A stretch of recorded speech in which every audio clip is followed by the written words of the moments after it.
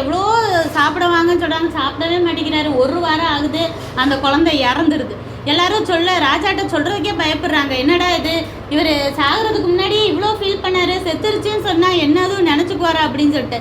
அப்போ எல்லாரும் அவங்களுக்குள்ளேயே ஒரு மாதிரி முகத்தை வச்சு பேசிக்கிறத பார்த்தோன்னே ராஜா கண்டுபிடிச்சிட்டாரு.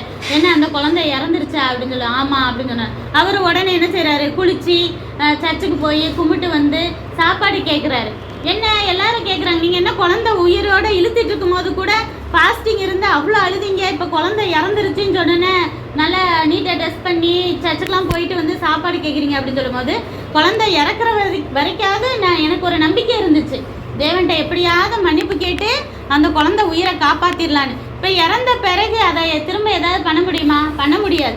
அந்த குழந்தைகிட்ட நான் வந்து இறந்து மறித்து அந்த குழந்தை பரலோகத்தில் இருக்கும்போது நான் போனால் தான் போக முடியுமே தவிர அந்த குழந்தை திரும்ப என்கிட்ட வராதுன்னு ஆயிடுச்சு.